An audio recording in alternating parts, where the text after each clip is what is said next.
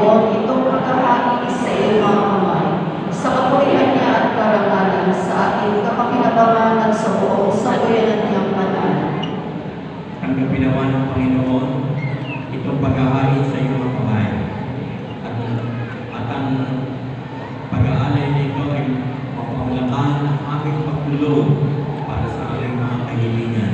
Hinihiling namin ito kasama ni Kristo, kasama ng Espiritu Santo, magkasawa ng hanggang. Amen. Sumayin niyo ang Panginoon. At sumayin. Itaas sa Diyos ang iyong puso't diwa. Itinaas na natin sa Panginoon. Salamatan natin ang Panginoon ating Diyos. Marapat na siya ay pasalamatan. Ang mga kapangyarihan ng pawain, paling marapat na ikaw ay aming pasalamatan sa pamamagitan ni Kristo Jesus na aming Panginoon.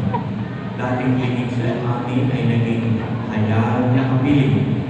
Dating kapiling mo ngayon naging kapwa namin. Sa amin ay nakikisa siyang mabuti upang sa piling mo ay may tampok niya kami.